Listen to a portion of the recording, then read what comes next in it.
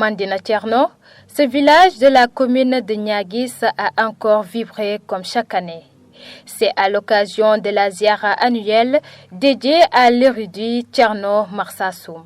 La cité religieuse a réfugié du monde et pour la première fois, les organisateurs se disent plus que satisfaits de constater le soutien de l'État qui a mobilisé tous ses services.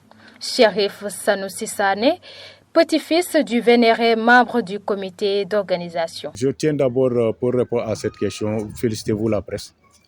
Parce que l'année passée, vous étiez là. Vous avez demandé qu'est-ce qui n'allait pas pour au moins la ziara. On vous a donné nos doléances. Vous avez fait une large sensibilisation et cette année vraiment, on a traîné des milliers de personnes. Des milliers de personnes sont venues répondre présents à la ziara de Tcherno Marsassoum. Donc, et ça, c'est le travail de la presse.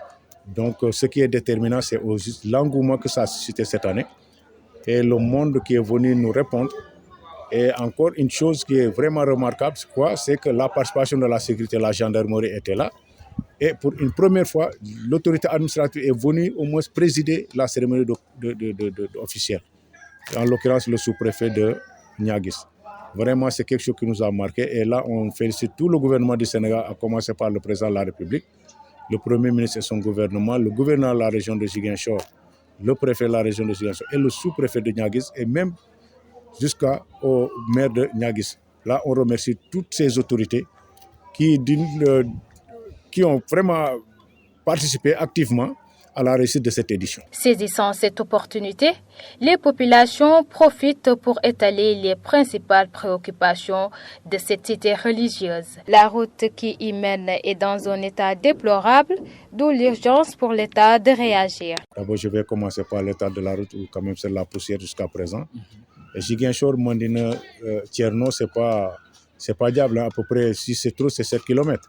Et ça ne fait pas 7 km. Donc, je le dis comme ça pour, si les autorités pensent pouvoir nous aider en mettant cette route-là en bon état, dans un état de sécurité, en l'occurrence un goudron, n'est-ce pas, ça ferait notre affaire. Parce qu'il y a beaucoup de poussière, beaucoup de monde qui vient, beaucoup de véhicules.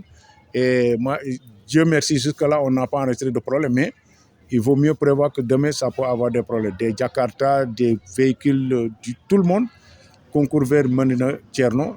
Et si l'état de la route n'est pas bon, demain, ça peut créer des incidents et ce qu'on n'aurait pas souhaité. La santé et l'addition en eau potable, les autres doléances des populations de Mandina Tcherno. Et aussi, vous avez vu que des milliers de personnes, quand il y a un tel regroupement, il faut penser immédiatement au phénomène santé.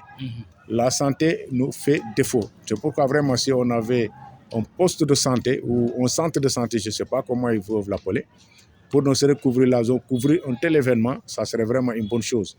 La troisième chose, c'est quoi? C'est l'eau. L'eau, c'est vrai que nous avons un forage, mais la capacité de ce forage-là ne peut pas satisfaire la population-là. Elle couvre pas.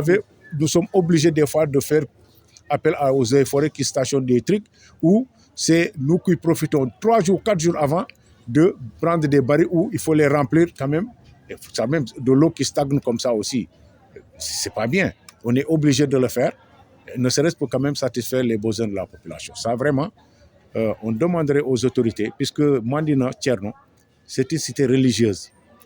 Une cité religieuse qui draine du monde. Ces occupants de ce village, logés dans le département de Ziguinchor, se félicitent d'avoir bénéficié récemment du courant de la part de l'État du Sénégal. Toutefois, ils souhaitent son extension dans tous les quartiers pour désenclaver leur village situé à 7 km environ de Ziguinchor. Et il y a autre chose que je n'ai pas dit aussi, c'est le phénomène de l'électricité. Hein.